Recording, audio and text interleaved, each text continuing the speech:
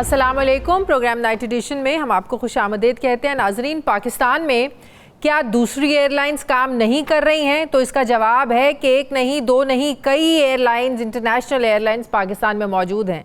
तो दूसरा सवाल ये है कि क्या वो भी पीआईए की तरह खसारे में हैं? तो इसका जवाब है नहीं, हरगिज़ नहीं। तो क्या पीआईए की टिकट्स दूसरी एयरलाइंस की निस्बत सस्ती बिक रही हैं? तो इसका जवाब भी नहीं है, बल्कि पीआईए तो सबसे महंगी टिकटें बेच रहा है। फिर भी क्या वजह है नुकसान की, खसारे की? तो वो वजह है इजाफी मुलाजमीन, जिसमें हर हुकूमत ने सिफारिशी मुलाजमीन को भर्ती करना अपना हक समझा। गैर ज़रूरी अखराजात जो करप्शन के लिए ज़रूरी हैं, और सियासी मुदाखलत जो कोई भी हुकूमत नहीं रोक सकी आज तक। नाजरीन, एक वक्त था जब पाकिस्तान इंटरनेशनल एयरलाइन यानी पीआईए दुनिया की बेहतरीन एयरलाइन थी। हर चंद मिनट में पीआईए का तैयारा दुनिया के किसी न किसी हवाई अड्डे पर मुसाफिर लिए उतरता और परवास करता नजर आता था। एमिरेट्स और कतर जैसी कामयाब एयरलाइंस की ट्रेनिंग इसी पीआईए ने की है, लेकिन आज वही पीआईए है जिसे कोई लेने को तैयार ही नहीं है। गुज़श्ता रोज़ हमने एक ड्रामा देखा, बल्कि मजाक देखा। इस्लामाबाद में पीआईए को बेचने के लिए सिर्फ एक ही बोली लगी। जी हाँ, सिर्फ एक बोली, वो भी सिर्फ 10 अरब रुपए की। हुकूमत ने पीआईए के 60% शेयर्स की कीमत 85 अरब 3 करोड़ रखी थी। इस साल जून में प्राइवेटाइजेशन कमीशन ने 6 कंपनियों के नाम फाइनल किए जो पीआईए को खरीदना चाहते थे, जैसे एयर ब्लू लिमिटेड, आरिफ हबी corporation limited, फ्लाईजना, YB holding private limited, पाक एंथल प्राइवेट लिमिटेड और ब्लू वर्ल्ड सिटी में शामिल थे। लेकिन हुआ क्या कल कि सिर्फ ब्लू वर्ल्ड सिटी ने ही सिक्योरिटी रकम को जमा करवाया। ब्लू वर्ल्ड सिटी की 10 अरब बोली पर तर्जुमान पीआईए अब्दुल्ला हफीज़ ने इसे बदकिस्मती करार दिया और कहा कि पीआईए दुनिया के कदीम तरीन इदारों में से एक है। गैर संजीदा बोली एक जहाज़ के लिए भी नाकाफ़ी है। सिर्फ लंदन हीथ्रो के रूट की कदर $100 मिलियन जो 30 अरब रुपए बनती है। इसमें प्रॉपर्टीज़, असासाजात और 33 जहाज़ भी शामिल हैं। पीआईए के पास 17 A320 तैयारे हैं जिनकी कीमत 30 अरब रुपए से भी ज़्यादा बनती है। पीआईए में जो मौजूदा असासे हैं उनकी कुल मालियत 152 अरब रुपए है, जिसमें फ़रोख्त किए जाने वाले असासों की कीमत 99 अरब रुपए है। पीआईए का रेवेन्यू इस वक्त भी 200 अरब रुपए है, लेकिन फिर भी ये इदारा 825 अरब रुपए का मकरूज़ है, जिनमें से 625 अरब रुपए हुकूमत को, जबकि 200 अरब रुपए पीआईए ख़रीदने वाली कंपनी जो है, जो ख़रीदेगा उसको अदा करने हैं। मतलब कि लाइबिलिटीज़ कम कर दी हैं। बोली लगाने वाली ब्लू वर्ल्ड सिटी की गैर संजीदगी इस हद तक नज़र आई कि वो इतना बड़ा कौमी इदारा है, उसके बदले उन्होंने कहा कि ये प्लॉट्स में कोई अगर एडजस्ट हो जाए तो ये हो सकता है। बोली के वक्त हंसते रहे और इस तरह की बातें करते रहे कि क्या ये प्लॉट्स के बदले में इसकी एडजस्टमेंट हो सकती है। तो नाज़रीन, इससे ज़ाहिर होता है कि पीआईए को लेने के लिए वो कितने संजीदा हैं। दूसरी तरफ बोली लगाने वाली कंपनी ब्लू वर्ल्ड सिटी के चेयरमैन साद नज़ीर ने कहा कि हमारे नज़दीक तो यही बोली बनती है, अगर ये कीमत मुनासिब नहीं तो हुकूमत खुद चला ले। साद नज़ीर ने यह भी बताया कि बाकी 5 कंपनियों की बोली में शरीक ना होने की वजह हुकूमत की पीआईए के 7,000 मुलाजमीन को नौकरी से ना निकालने की शर्त है। हुकूमत पीआईए के 60% शेयर्स को बेचना चाहती है, जबकि 40% खुद अपने पास रखना चाहती है। कंपनीज का ख्याल है कि हम हुकूमत की मदाखलत के साथ काम नहीं कर सकते। सवाल ये है कि पीआईए पर हुकूमत ने कई दावे किए, बड़ा काम किया इंटरनेशनल कंपनीज़, और कहा कि इंटरनेशनल कंपनीज़ पीआईए को ख़रीदना चाहती हैं, लेकिन जब वक्त आया तो क्या हुआ? सिर्फ एक बोली लगी, और वो भी लगा कि सिर्फ एक मजाक ही था, और बोली भी ऐसी कि जिसमें गैर संजीदगी बहुत नज़र आ रही थी, साफ नज़र आ रही थी। पीआईए के अरूज और जवाल की कहानी जो है वो शायद ही कोई साबिक वज़ीर ख़जाना मिफ्ता इस्माइल से बेहतर बता सके, जो ना सिर्फ पाकिस्तानी मैशियत बल्कि सियासत का एक बड़ा नाम है। उनका ये मानना है कि अगर पीआईए को प्राइवेटाइज़ ना किया गया, प्राइवेट ना किया गया, तो आइंदा 1 साल में पीआईए को 100 अरब रुपए का मज़ीद खसारा होगा। उन्हें क्यों लगता है कि हुकूमत ने पीआईए की निजकारी की कीमत जो है वो हकीकत से करीब नहीं रखी है? उन्हीं से पूछ लेते हैं। साबिक वज़ीर ख़जाना डॉक्टर मिफ्ता इस्माइल साहब मुझे ज्वाइन करें। अस्सलाम वालेकुम, बहुत बहुत शुक्रिया डॉक्टर साहब, आपने वक्त दिया।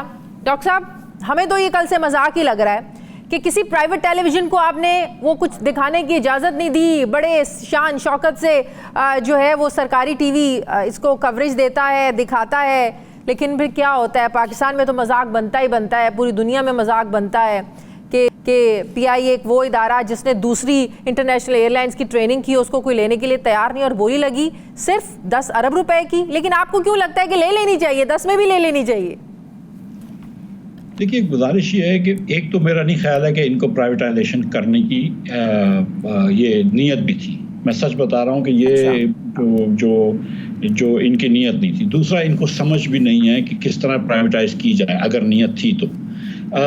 आपने जो 3 बड़ी पार्टियां ऐसी थीं जो बड़ी सीरियस थी, पाक एथनॉल का नाम लिया जिनके साथ कोई स्विस एयर ग्रुप था, आपने बात की यूनुस ब्रदर्स लिमिटेड की जिनके साथ टर्किश एयरलाइन है, पिगासस प्राइवेट एयरलाइन है, वो उनके साथ ऑपरेटिंग का एग्रीमेंट कर चुके थे। और उसके बाद ये फ्लाई जिना है जिसका मालिक असल में पीछे से एयर अरेबिया है, 50% मालिक। और ये तीनों ने बड़े पैसे खर्च करे, ड्यू डिलिजेंस करी, बड़ी चीज़ें की, और उसके बाद हुकूमत ने ऐसी शर्तें लगाई कि एक एक करके वो लोग चले गए। हुकूमत ने कहा कि हम पूरे शेयर नहीं बेचेंगे, 60% बेचेंगे। चलो ठीक है। उसके बाद उन्होंने कहा नहीं, 40% हम शेयर बेचेंगे लेकिन हम अपनी इक्विटी नहीं डालेंगे, आप पैसे डालिएगा, हम नहीं डालेंगे। भाई अगर वो पैसे डालेंगे तो आपने 40% हिस्सेदार है तो आपको भी डालने पड़ेंगे। उसके बाद आप कहते हैं 45 जहाज़ कर लो। भाई क्यों कर लें 45 जहाज़? उस प्राइवेट सेक्टर है, उसकी मर्जी है, वो जितने जहाज़ करे, 100 करना है 100 कर ले, 10 करना है 10 कर ले। आपने न्यूयॉर्क इस वक्त अमेरिका नहीं जा सकते, यूरोप नहीं जा सकते। यूरोप इसलिए नहीं जा सकता कि ईआसा आपको फ्लाई नहीं करने देता।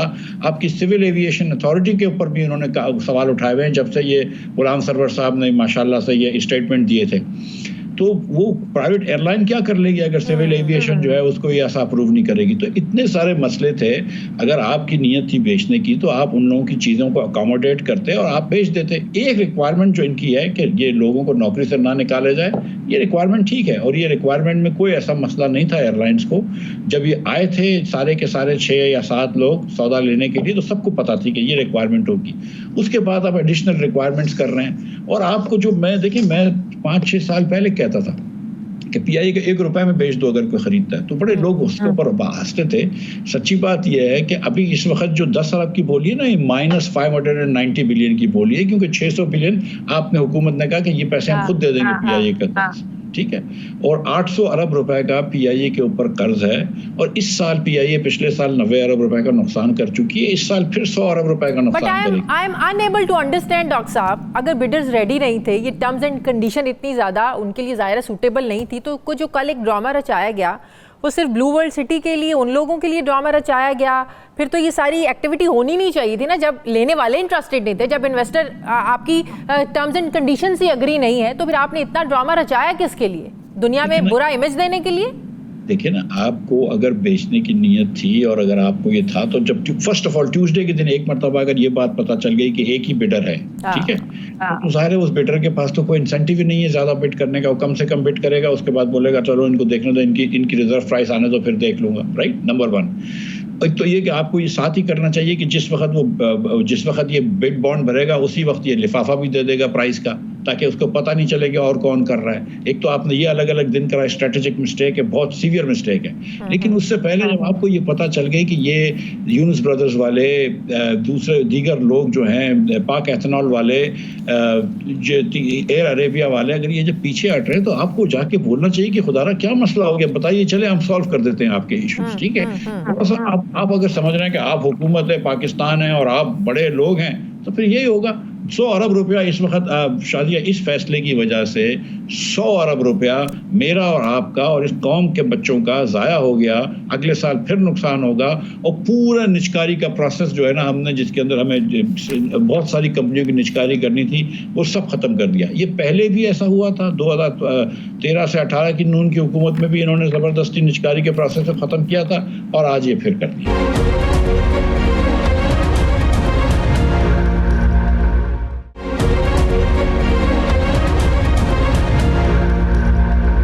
उस वक्त तो आप देखें ना, पीटीआई की मुखालिफत थी, कोई अपोज कर रहा था, कोई एतराज़ उठा रहा था। आज तो उस तरीके से कोई अपोजिशन ही नहीं है। पीटीआई को अपने झमेलों से फुर्सत नहीं है, उन्हें अपने एहतजाज और अपने अंदर की लड़ाइयों से फुर्सत नहीं है कि इन मामलात पे बोल ही सकें, सिवाय इसके कि आज केपी गवर्नमेंट ने कहा है कि आप हमें दे दें, हम चला लेते हैं। मतलब कि आज देखना, माहौल भी साफ है, कुछ तरीके से अपोज करने वाला भी नहीं है। आपने बड़े बड़े इश्तिहार लगाए, आपने बड़ा जो है ना, बड़ी इंसेंटिव्स आपने लोगों को जो है ना, वो कहते हैं ना, सब्ज बाग दिखाना, इन्वेस्टर्स को आपने दिखाया, लेकिन आप कर नहीं पाए। और दूसरा ये कि आप ये देखें कि इनकी संजीदगी का अंदाज़ा लगा लें। वज़ीर निचकारी नहीं थे आपके जो डार साहब है, जिन्होंने 3 हैट्स पहनी हुई हैं, जो वज़ीर ख़ारजा भी हैं, फिर उस कमेटी के वो सरबरा भी हैं, फिर नायब डिप्टी प्राइम मिनिस्टर भी हैं। तो आप इनकी संजीदगी हमें क्या बताती? कोई धाई नहीं। देखिए, इनकी कोई संजीदगी नहीं है, ना इन लोगों को कोई समझ है। मैं आपको सच्ची बात बता रहा हूँ। मुझे थोड़ी सी और इन्फॉर्मेशन भी है कि इनको कोई समझ नहीं है। इनको ये पता ही नहीं थी कि क्या प्राइस होनी चाहिए।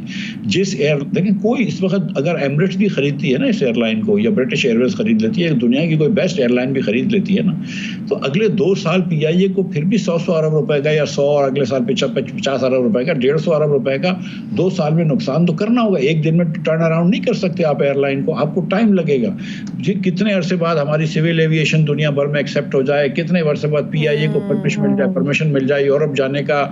PIA के जहाज देखें, इस वक्त PIA के 50% फ्लीट जो है वो बंद खड़ी हुई है, जमीन पे खड़ी हुई। आप देखिए ना, मेन रेवेन्यू आपका यूरोप, अमेरिका, उन जगहों से आता है जहाँ पे पाबंदी लगी हुई है, तो वो अल्लाह जाने कब खुले। और जो छोटे जहाज उड़ा रहे हैं जिद्दा वगैरह के अंदर, तो जिद्दा वगैरह में शायद बड़े जहाज उड़ाने से बहुत सारे मसाइल हैं PIA के अंदर। और ये जो भी प्राइवेट, देखिए PIA जो है ना, वो PSO के पैसे नहीं देता, सिविल एविएशन के पैसे नहीं देता, टैक्स टाइम पे नहीं देता, क्योंकि ये हुकूमत की ऑर्गेनाइजेशन है तो इसको छूट दे दी जाती है। लेकिन जब ये प्राइवेट सेक्टर होगी तो प्राइवेट सेक्टर को तो पहले PSO के पैसे देने पड़ेंगे। PSO एक दिन कर्ज नहीं देगा एक्स्ट्रा इनको। इसी तरह एयरलाइन जो है वो प्राइवेट सेक्टर की एयरलाइन तो किसी का टैक्स की चोरी नहीं कर सकती है, टैक्स नहीं रख सकती है। हमें सीरियसली ये मैं समझता हूँ कि प्राइम मिनिस्टर को, कैबिनेट कमेटी ऑन प्राइवेटाइजेशन के चेयरमैन को, प्राइवेटाइजेशन सेक्रेटरी को और प्राइवेटाइजेशन मिनिस्ट्री को फिल फॉर चेंज कर देना चाहिए इस शिकस्त के बाद। और इन तीनों को चेंज करके मैं सीरियसली सच सोल्यूशन बताऊं, इसका एक ही सोल्यूशन है।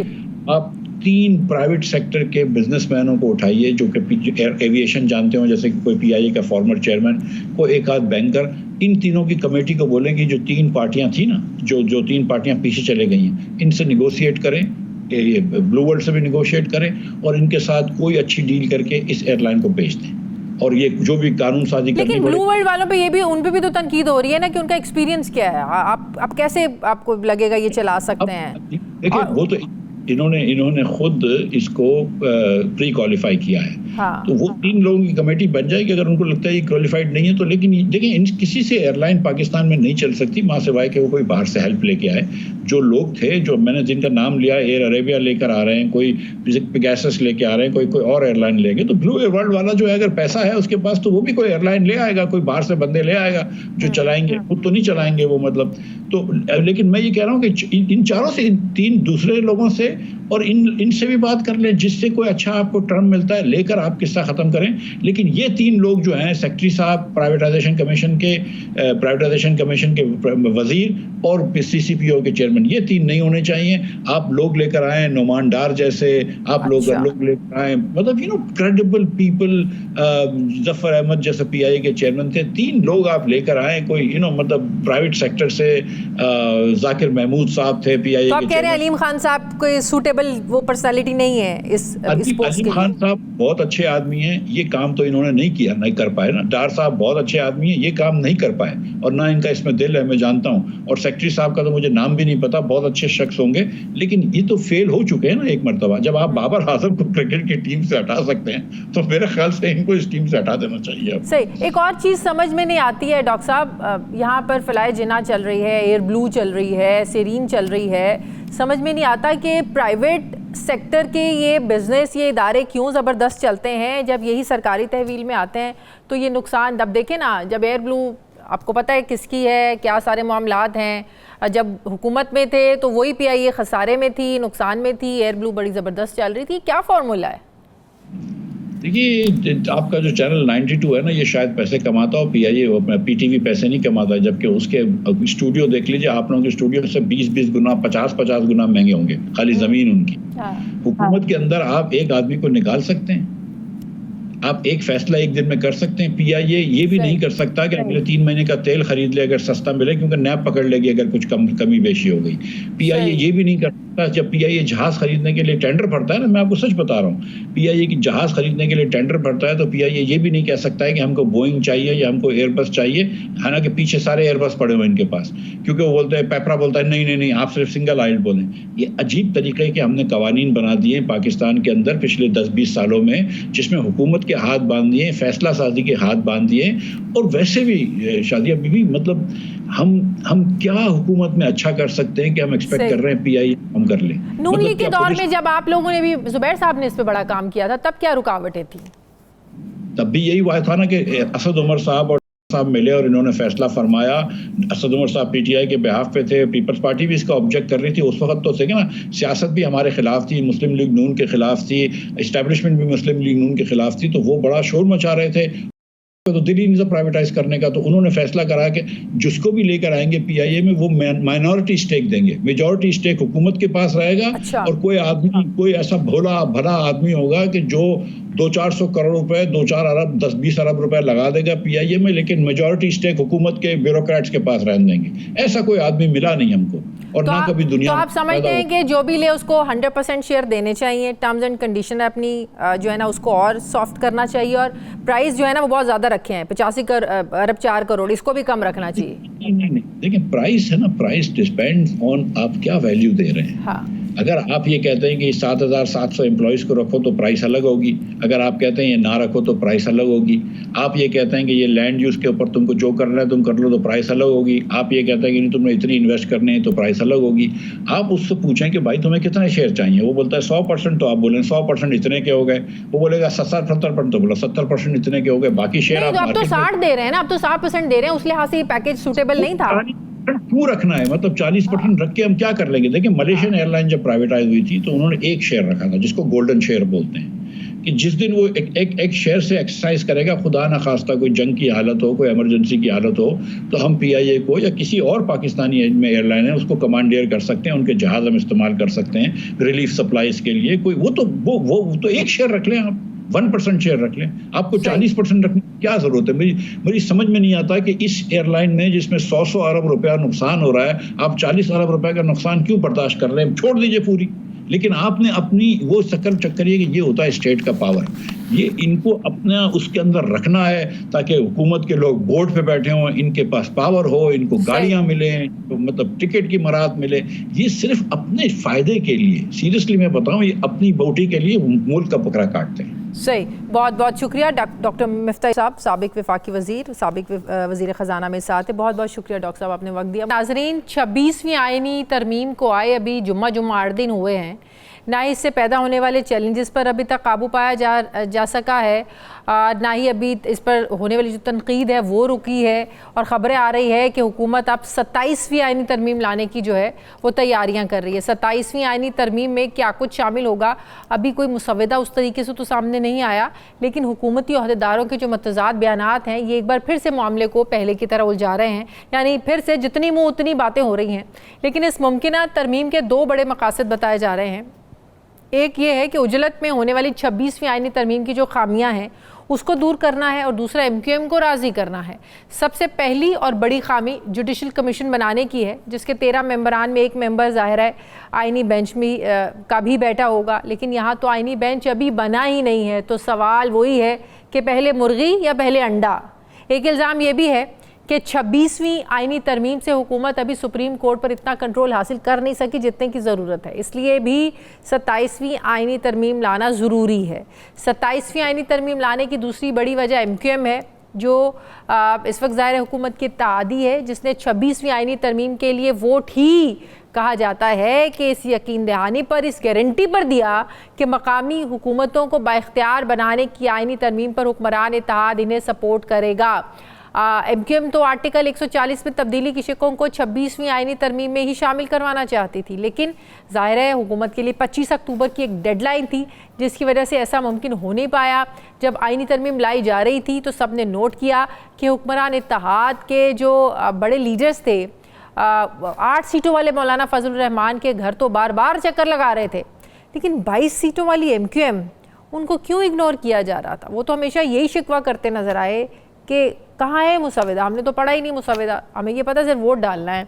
फिर वो वक्त भी आया कि MQM के सीनियर रहनुमा डॉक्टर फारूक स्तार जो हैं वो असम्बली फ्लोर पर उन्होंने ये शिकवा भी किया कि इत्तेहादी हैं तो, लेकिन इसका ये मतलब नहीं कि हमें हल्के लिया जाए।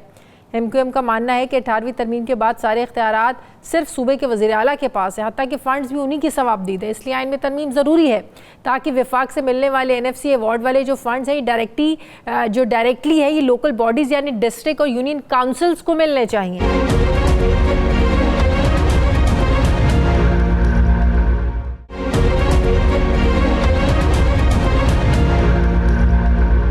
AMQM के सीनियर रहनुमा डॉक्टर फारूक सत्तार साहब मुझे ज्वाइन करें। अस्सलाम वालेकुम, बहुत बहुत शुक्रिया डॉक्टर साहब आपका। डॉक्टर साहब, क्या ये बात दुरुस्त है कि 26वीं आईनी तरमीम पर आप लोगों ने वोट दिया, इस गारंटी पर दिया, इस वादे पर दिया कि जो आप लोगों की कंसर्न्स हैं, जैसे मैंने लोकल बॉडीज़ के फंड्स की बात की, उसमें तरमीम आप लोग चाहते थे, लेकिन आप लोगों को कहा गया कि ये 27वीं आईनी तरमीम में होगा, आपके कंसर्न्स दूर होंगे। ये सच है बात? नहीं, बिल्कुल सच है। मैं इसकी तायद भी करता हूँ, तस्दीक भी करता हूँ। और मेरे ख़्याल में जो आज़म नज़ीर तार साहब है, जो वज़ीर क़ानून और इंसाफ़, और फिर ख़ास तौर पर वज़ीर आज़म साहब ने भी, और उनके साथ साथ वज़ीर मनसूबाबंदी एहसन इकबाल, मेरे ख़्याल में उन्होंने मुतादिद मरतबा कई जगह जो मीटिंग्स होती रही हमारी खुसूसी कमेटी की, उसमें भी ख़ुद उन्होंने मुसव्वदे को तकसीम भी कराया, उस मुसव्वदे की हक़ में बात भी की। फिर एहसन इकबाल और PMLN तो मफाहमती याददाश्त है MQM की 27वें आइनी तरमीम का है, या जो हमारा आइनी तरमीम बिल है बराए मुकम्मल इख्तियारात या मुंतक़ली इख्तियारात जो 130 शहरों और ज़िलों को और बल्दियात को देने हैं। तो मेरे ख़्याल में इसमें अब हमें कोई अभावनी ज़मानत है, ये गारंटी है कि जो 27वीं आइनी तरमीम है वो इस मुल्क में इंशाअल्लाह ताला मकामी ख़ुद मुख्तारी का सूरज जो है वो तुलू होगा और एक नए बाब का इजाफ़ा होगा, और मेरे ख़्याल में जमहूरियत की तकमील होगी, क्योंकि निचली सतह पे जो जमहूरियत है उसकी तकमील के बग़ैर जमहूरियत को पार्टिसिपेटरी शमूलियती या शिरकती जमहूरियत नहीं कह सकते। तो शिरकती शमूलियती जमहूरियत के बग़ैर पूरी दुनिया में कहीं जमहूरियत बालाई सतह या ऊपरी सतह पे चली नहीं सकती, और चली नहीं है। और पाकिस्तान में भी शायद ये बार बार डीरेल होती है। तो उसकी वजह एक ये भी है कि आप परफॉर्म नहीं कर सकते, डिलीवर नहीं कर सकते, क्योंकि डिलीवर करने के लिए जो आपके पास इंस्ट्रूमेंट है, जो जहां आप लोगों के साथ बराह रास्त जुड़े हुए हैं, कनेक्टेड है, वो 2 लाख। डॉक्टर साहब, आप लोगों के साथ वादा तो कर लिया, चेयरमैन, अब आप समझते हैं कि आपको कोई राम किया गया है कि आप 26 तारीख में वोट दे दें? क्योंकि जो आप लोगों का कंसर्न है ये बल्दियाती ये सारे सिस्टम को लेकर, फंड्स को लेकर, पीपल्स पार्टी का तो इस पर सोच और एंगल टोटली डिफरेंट है। तो अब हुकूमत के लिए पीपल्स पार्टी को राज़ी करना भी बहुत ज़्यादा ज़रूरी है। तो ये आप लोगों का हो पाएगा ये सारा ये वादा पूरा? मैं समझता हूँ कि माजी में हो सकता है कि हमारे इस मसले पर ही हमारा थोड़ी है भाई। 130 शहरों की बात करें, पंजाब में भी मेयर्स हैं, काउंसिल्स होती हैं, वहाँ भी बल्दियाती इंतखाबात बाकायदगी से नहीं हुए लेकिन हो सकते हैं और होते हैं। इसी तरह सिंध में और KP के बलूचिस्तान में तो बल्दियाती इंतखाबात के बग़ैर सुप्रीम कोर्ट ने भी कई बार फ़ैसले दे कि बल्दियाती इंतखाबात होने चाहिए। फिर सुप्रीम कोर्ट ने तो हमारी ये जो आइनी तरमीम बिल है इसकी जो पिटीशन जब की थी हमने, तो सुप्रीम कोर्ट ने तो उसके हक़ में भी फ़ैसला किया हुआ है कि भाई ये बेजा और बहुत सारे ऐसे इख्तियारात हैं जो कि सूबाई हुकूमतों ने रखे हुए हैं। बल्दियाती जो कानून है उसके नाम पर 2013 का कानून, बिल्कुल ठीक है, मैं आपकी हर बात समझ रही हूँ डॉक्टर साहब, लेकिन बात यह कि हुकूमत के लिए क्या ज़रूरी है? अब तो आपको पता है सुप्रीम कोर्ट के फैसले के बाद अब 63 का जो फैसला आया, फ्लोर क्रॉसिंग की इजाजत मिल गई। पीपल्स पार्टी को रखना जरूरी है या MQM को रखेंगे? वो देखें, रखना तो दोनों को ज़रूरी है, और इस पर तो PTI भी जो है ना वो फ़रार के कोई रास्ते इख्तियार नहीं कर सकती कि उनका तो ये बेबी रहा है। वो तो इसकी नशोनुमा करते रहे, इसके लिए बार बार बात करते रहे, और अपने तब्दीली के एजेंडे का सबसे बड़ा महर्रिक तो वो इसी बल्दियाती खुद मुख्तारी को कहते रहे, मकामी खुद मुख्तारी को कहते रहे। तो मेरे ख़्याल में पीपल्स पार्टी को मनाना इतना मुश्किल नहीं होगा, क्योंकि उनके सामने तस्वीर का दूसरा रुख भी है कि अब तो बलूचिस्तान की मुख्तलिफ़ पार्टियाँ, जो कौम परस्त पार्टियाँ जो पहले अमूमन मुखालफत करती थी ये इख्तियारात की निचली सतह पर, बाप हो, BNP हो या नेशनल पार्टी हो, फिर इसी तरह ANP हो, JUI, उन्होंने तो उस खुसूसी कमेटी में ख़ास तौर पर हमारे इस आइनी तरमीम बिल की हिमायत की, और उन्होंने कहा यह वक्त आ गया कि सिर्फ सूबाई खुद मुख्तारी से पाकिस्तान मजबूत नहीं हो सकता, न मजबूत मरकज़ से पाकिस्तान मजबूत हुआ, बल्कि मजबूत ज़िलों से, मजबूत शहरों से पाकिस्तान की मजबूती जुड़ी हुई है। लेकिन ख्वाजा आसिफ साहब कह चुके हैं डॉक्टर साहब कि अगर जो आप लोगों का मुतालबा है इस पर और ANP का, अगर इन पर इत्तफाक़ राय नहीं होता ना तो फिर ये मुमकिन नहीं है। ऐसा नहीं है कि आपका मुतालबा है और बाकी नहीं मान रहे हैं तो हो जाएगा। उन्होंने ये वाजे कर दिया, ख्वाजा आसिफ साहब की बात बता रही हूँ कि वो कह रहे हैं अगर इस पर इत्तफाक़ राय नहीं होता तो ये पॉसिबल नहीं हो सकेगा। देखिए, अगर इत्तफाक़ राय नहीं होता और अगर खुदा न खास्ता ये नहीं होता तो मैं समझता हूँ कि पाकिस्तान के अवाम भी अब ये फ़ैसला करेंगे और ये सोचेंगे कि ये सारी बड़ी सियासी जमातें बशमूल पीपल्स पार्टी भी सूबाई खुद मुख्तारी के नाम पे या किसी हद तक जो मरकज़ में इख्तियाराती कई यानी 50 साल तो रूल किया इन बड़ी पार्टियों ने इस नाम पर कि मजबूत मरकज़ मजबूत पाकिस्तान की ज़मानत है, वहाँ इख्तियार इख्तियार रखा। लेकिन जब जमहूरियत डीरेल होती गई तो उन्होंने कहा कि क्यों ना हम सूबों को बाख्तियार बना दें, उन्हें बावसीला बना दें, उन्हें एक मौसर एक खुद मुख्तारी दे दें। तो शायद इतना आसान नहीं होगा जमहूरियत को डीरेल करना जब सूबे भी इसमें जो है वो स्टेक होल्डर हो जाएंगे। और ज़ाहिर है कि आप देख रहे हैं कि जब से ये सूबाई खुद मुख्तारी आई है, हम भी देख रहे हैं कि जमहूरियत में वज़राए आज़म तो तब्दील हुए। वज़ीर जब PMLN की हुकूमत थी तो नवाज़ शरीफ थे, शाहिद खाकान अब्बासी, इसी तरह जब यूसुफ रज़ा गिलानी थे तो उसके बाद राजा परवेज़ अशरफ आ गए। और ये PTI की जब हुकूमत थी तो 4 साल, अगर इमरान खान थे तो फिर 1-1.25 साल जो है वो शहबाज शरीफ आ गए। तो इसका मतलब जमहूरियत को हिचकोले तो अभी भी लग रहे हैं, झटके अभी भी लग रहे हैं। सही, क्या ये बात दुरुस्त है कि 26वीं आईनी तरमीम का जो ओरिजिनल स्क्रिप्ट था उस पर इम्प्लीमेंटेशन होना बाकी है, जिसके लिए 27वीं आईनी तरमीम लाई जा रही है जिसमें मिलिट्री कोर्ट्स भी शामिल हैं? तो क्या आप लोग इसको सपोर्ट करेंगे? देखिए शाजिया, हमारे सामने तो ऐसा कोई एजेंडा नहीं है। PMLN ने भी कोई ऐसा एजेंडा नहीं दिया, पीपल्स पार्टी ने भी कोई इस पर डिस्कशन नहीं किया। बिलाल भुट्टो जरदारी साहब की मुलाकात जो लाहौर में नवाज़ शरीफ साहब से हुई, तो वो ज़ाहिर है कि दो बड़ी जमातों के दरमियान जो कि मौजूदा जो हुकूमती इत्तेहाद है उसकी बड़ी जमातें हैं, उनके दरमियान अगर 26वीं आईनी तरमीम के बाद अगर ये मुलाकात होती है और उसमें बहुत सारी बातें वो ये तय करते हैं कि आगे किस तरह चलना है, जो आईनी ओहदे उनके पास हैं पीपल्स पार्टी के पास और वो बराह रास्त हुकूमत के अंदर वजारतों के साथ शामिल नहीं है, तो मुझे नहीं मालूम कि उस पर बात हुई है कोई 27वीं आईनी तरमीम। लेकिन वहाँ से तरदीद आ रही है कि 27वीं आईनी तरमीम इतनी ज़्यादा जो है वो इस वक्त सीरियसली इस पर गौर व खौस नहीं हो जिस तरह मीडिया में ये सारी बातें हो रही हैं। हाँ, अगर होगी तो वो फिर मेरे ख्याल में 26वीं आईनी तरमीम के बारे में भी यही बात करते थे और उसके बाद में जो आनियाँ जानियाँ लगी, मीडिया ने नहीं पूरी दुनिया ने देखा। देखिए 26वीं आईनी तरमीम के लिए तो पहले स्टेज सजा था ना एक मरतबा, जब हमें 7-8 दिन के लिए पाबंद किया गया था। हम वहीं पर जो है वो इस्लामाबाद के ही होकर रह गए थे, वहाँ से कहीं हिल नहीं सकते थे। और उसके बाद में जो है वो बल्कि उस वक्त तो 8-10 दिन लगे थे, इस मरतबा भी कोई 9 दिन लगे। तो जब 8-10 दिन लगेंगे और हम सब वहीं मुकीम है और कहा जा रहा है कहीं नहीं जाना, तो फिर मीडिया में तो ये बात आ जाएगी, पता चल जाएगा कि भाई ये 26वीं आईनी तरमीम है। इसी तरीके से अगर कोई और अहम लेजिस्लेशन, कानून साजी, आइन साजी तरमीम होनी होगी तो उसके बारे में पता चल जाएगा। लेकिन मैं नहीं समझता कि 26वीं आईनी तरमीम की कोई ओरिजिनल स्क्रिप्ट में अगर कोई बात ऐसी थी जो कि अभी रह गई है, उस पर कोई शदोमत के साथ फौरी तौर से कोई 27वीं आईनी तरमीम लाने का कहीं प्रोग्राम है, इसका अंदिया हमें कभी कहीं से नहीं मिला। ये सिर्फ उस मीटिंग आप लोगों को तो 26वीं आईनी तरमीम का मुसवदा जब पहली अटेम्प्ट हुई थी, आप लोगों को तो तब तक भी मुसवदे का नहीं पता था। तो आप क्या एक्सपेक्ट कर रहे हैं इस हुकूमत से कि आप लोगों को क्या सब कुछ पहले होमवर्क देंगे? पहले ही आप लोगों को कुछ नहीं पता था। बहरहाल वक्त बहुत कम है। बहुत बहुत शुक्रिया डॉक्टर फारूक सत्तार साहब, MQM के सीनियर रहनुमा मेरे साथ थे। बहुत शुक्रिया डॉक्टर साहब आपका। नाजरीन, डोनाल्ड ट्रंप या कामला हैरिस, 5 नवंबर को अमरीकी अवाम अपने लिए नया सदर चुनने जा रहे हैं। लेकिन पाकिस्तानी अमरीका में आने वाले रजीम को जितनी अहमियत इस बार दे रहे हैं, शायद तारीख़ में इससे पहले ना देखा ना दी।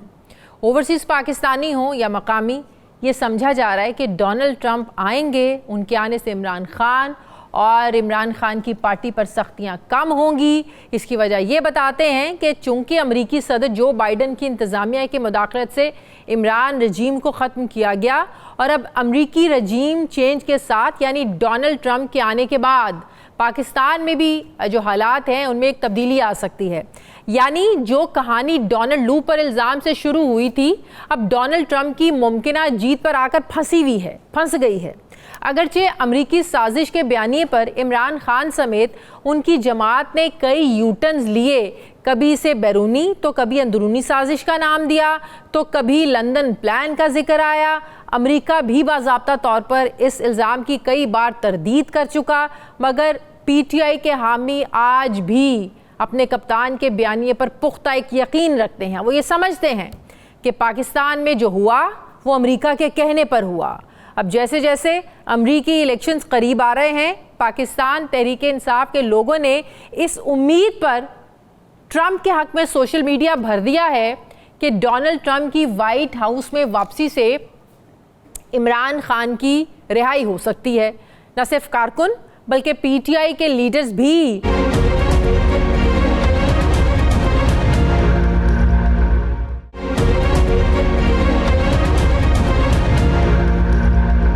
मुझे ज्वाइन कर रहे हैं रिपब्लिकन पार्टी के रहनुमा साजिद तारड़ साहब। अस्सलाम वालेकुम, थैंक यू वेरी मच, बहुत शुक्रिया आपने वक्त दिया।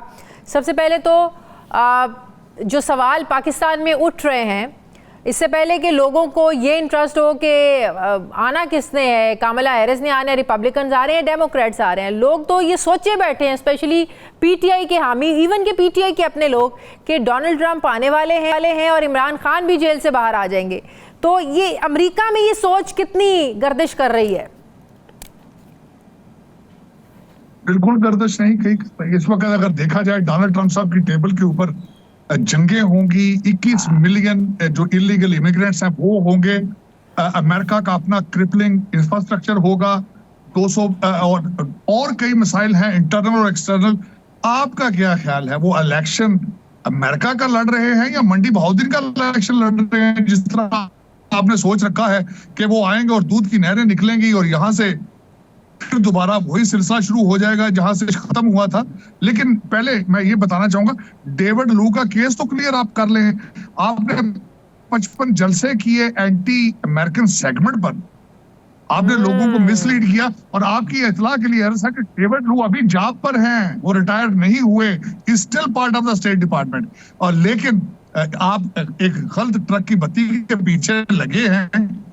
25 करोड़ लोग सुबह शाम यही सोच रहे हैं। तो मतलब आपकी बातों से मुझे ये मतलब समझ में आ रहा है साजिद तारड़ साहब कि चाहे वो डोनाल्ड ट्रंप हो, वो ये नहीं देखेंगे कि मेरी कितनी जो है ना वो लोग मुझे सपोर्ट कर रहे हैं, इवन कि पाकिस्तान से भी मुझे क्यों चाह रहे हैं लोग। वो ये देखेंगे कि अमेरिका पे इल्ज़ाम लगा, वो अपनी ज़ात पे नहीं देखेंगे, वो देखेंगे कि अमेरिका पे इल्ज़ाम लगा। आपने कहा कि पहले उस इल्ज़ाम जो आपने इतने जलसे किए और अमेरिका पे इल्ज़ाम लगाए, तो आप कह रहे हैं कि ये बात ज़्यादा इंपॉर्टेंट होगी डोनाल्ड ट्रंप के लिए कि अमेरिका पर कितने इल्ज़ाम लगाए इमरान खान ने।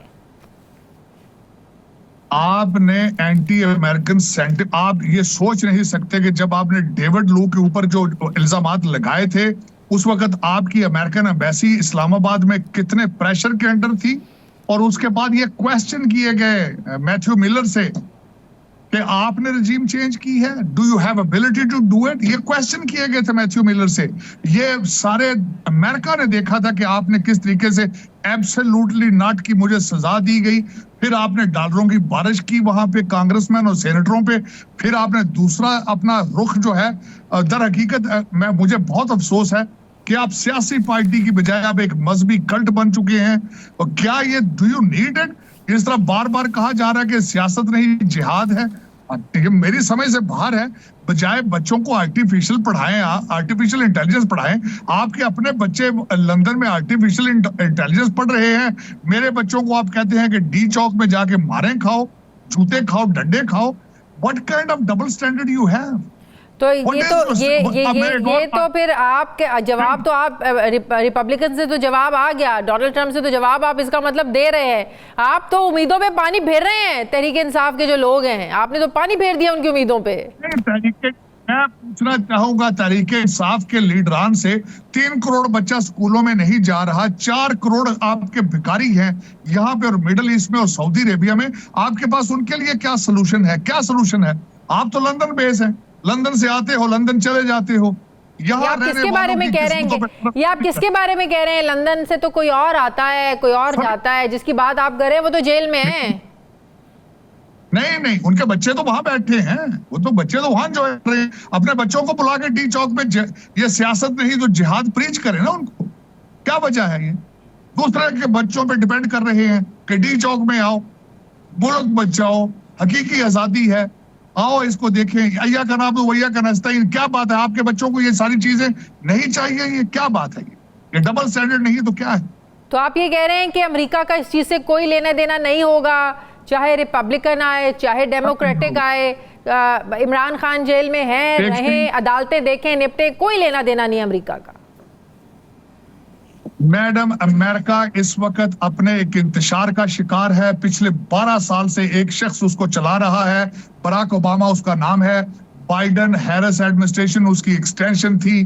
बल्कि आपको पता चल जाना चाहिए कि 4 साल आप उनके फोन कॉल का इंतजार करते रहे, वो उन्होंने नहीं किया। आज कुछ चंद डॉक्टरों ने अमेरिका में उनके कांग्रेसमैनों को चंदे दे देकर अगर कुछ लेटर लिखवा लिए हैं जो कि बेमकसद हैं, उनका कोई वैल्यू नहीं है। हाँ, यही मैं आपसे पूछने वाली थी, जो कांग्रेस अरकान ने खत लिखे हैं उसकी कोई वैल्यू नहीं है इमरान खान के लिए जो लिखे हैं? Absolutely not. इन्हीं कांग्रेसमैनों से ये पूछें, ये गाजा के बच्चों पे लेटर क्यों नहीं लिख रहे? वहां पे 45,000 लोगों को मार दिया गया है, दफन कर दिया गया है, जेनोसाइड हो रहा है, उनके बारे में क्यों नहीं, ये इनको फिक्र क्यों नहीं है? डॉलर चल रहा है, डॉलर बिकता है, डॉलर चल रहा है। और मैं हैरान हूं, एक चीज मैं जरूर मानूंगा, पावर पॉलिटिक्स मैकियावेली की फिलॉसफी की एक्सट्रीम हो चुकी है। सही। 127 आर्टिकल है, उसके बाद ऑक्सफोर्ड के इलेक्शन है, यहाँ पे चिया सीड है, कोकोनट वाटर है, देसी मुर्गियां हैं, 2-2 मालशिए हैं, ट्रेडमिलें मर्जी की हैं, और इसके काफी एकर्स हैं। और उसके बाद देखा जाए तो मैं समझता हूं ये पाकिस्तान के साथ जुल्म है। किसी के पास पाकिस्तान के असली मसले का हल मौजूद है। हमने तो ये देखा है कि जंगों को लेकर अमेरिका की एक पॉलिसी है, वो चाहे डेमोक्रेट्स हो इक्तदार में या रिपब्लिकन हो। लेकिन आपकी बातों से ये लग रहा है कि अगर डोनाल्ड ट्रंप आ जाते हैं तो जो गाजा में हो रहा है ये रुक जाएगा, पॉलिसी बदल जाएगी फलस्तीन को, पैलेस्टाइन को लेकर। देखिए, दोनों पार्टीज प्रो इजराइल है, इसमें कोई शक नहीं है। अमेरिका पूरे का पूरा प्रो इजराइल है, उनके साथ उनके मजहबी रवाबत है। अमेरिका को जो जूश साइंटिस्ट हैं उन्होंने अमेरिका को जाके बनाया, ये इसमें कोई शक नहीं है। 9 मिलियन जूश है इस वक्त इजराइल में रहते हैं, उन्होंने पूरी दुनिया को हॉस्टेज बना रखा है अपनी एजुकेशन की वजह से, साइंटिफिक अचीवमेंट्स की वजह से। दूसरी दुनिया जो है कुछ भी प्रोड्यूस नहीं कर रही, इसमें उनका कसूर तो नहीं है। कभी वो आपके पेजर फाड़ते हैं, कभी वो आपके वाकी टाकी फाड़ते हैं, इसमें उनका कसूर क्या है? इस वक्त भी उनका ऑपरेशन लेवेंडर आप स्टडी करें, उनका यूनिट 8200 आप स्टडी करें, आप ना करें तो उनका फिर ऐसे में जो मुस्लिम वोट आप कह रहे हैं कि डोनाल्ड ट्रंप को सपोर्ट करेगा, उनकी तो जाहिर फिर एक्सपेक्टेशंस होंगी ना। एक मुसलमान तो नहीं चाहेगा कि किसी पर जुल्म हो। देखिए यही बात है। डोनाल्ड ट्रंप साहब जंग के अहदाफ हासिल करते हैं सिंस एज ए बिजनेसमैन। वो जंग को इकोनॉमी से, सैंक्शंस और टैरिफ के जरिए वही अहदाफ हासिल करते हैं। ये 21st सेंचुरी है, 2024 है, इसमें सैंक्शंस काम करती हैं, करेंसीज बात करती हैं, इकोनॉमीज डिसाइड करती हैं। और डोनाल्ड ट्रंप की पॉलिसीज ईरान पे काम कर रही थी, चाइना पे काम कर रही थी। जब ये बाइडेन हैरिस आए, इन्होंने एक वैक्यूम क्रिएट किया, इधर उसको आप फॉल ऑफ काबल कहें, चाहे मिसमैनेजमेंट कहें, जो कुछ भी कहें। अच्छा, लास्ट क्वेश्चन, जिस तरह मैंने अपने इंट्रो में ये बात की थी सिंपैथी वोट की, मैंने मिसाल भी दी 2008 की, यू नेम इट, बहुत सारे वाकयात हैं। तो क्या अमेरिका में भी ये चीज़ मैटर करती है? जिस तरह डोनाल्ड ट्रंप साहब पर भी, उन पर भी अटैक्स हो चुके हैं, तो ये चीज़ मैटर करती है अमेरिका में, सिंपैथी वोट? एब्सोल्युटली मैटर करती है। ओके, बिल्कुल सिंपैथी वोट है। इस दफा देखा जाए जिस तरीके से एस्टेब्लिशमेंट ऑफ डीप स्टेट और डिपार्टमेंट ऑफ जस्टिस और FBI जिस तरह बिहेव कर रहे हैं, एक एक्स प्रेसिडेंट जिसकी सिक्योरिटी की जिम्मेदारी फेडरल गवर्नमेंट पर है, 150 फुट के फासले पे, 150 यार्ड के फासले से उस पर अटैक किया जाए, और ना कि एक दफा बल्कि 2 दफा अटैक किया जाए। I have been working with Donald Trump since almost 2016। उनका शेड्यूल, उनका स्केड्यूल हम is a highly sensitive matter. लेकिन एक बंदा उनकी गाफ कोर्स पे आके 12 घंटे वेट करता है, it means so much. So that there are lapse in the secret security administration. तो इसके पीछे अल्टीमेटली अमेरिकन अवाम की सिंपैथी है कि किस तरीके से डीप स्टेट जो है standing up against this one gentleman. और 90 से ज्यादा केसेस हैं उनके ऊपर। 3.5 साल डिपार्टमेंट ऑफ जस्टिस सोता रहा है, जमहूरियत सोती रही है। जो ही वो प्रेसिडेंशियल कैंडिडेट बनते हैं और एक सारा FBI, मर्जी की स्टेट, मर्जी की सियासत, मर्जी के प्रोसिक्यूटर, मर्जी की जूरी, सारे इकट्ठे होके 90 से ज्यादा केसेस, तो अमेरिकन अल्टीमेटली अंधे थोड़ी है, सिंपैथी वोट तो होंगे उनके। ठीक है, बहुत बहुत शुक्रिया रिपब्लिकन के रहनुमा साजिद तारड़ साहब मेरे साथ हैं। बहुत शुक्रिया आपका। नाज़रीन, प्रोग्राम का वक्त खत्म हो गया। फीडबैक दें, अपना ख्याल रखें, मुझे इजाज़त दें, अल्लाह हाफ़िज़।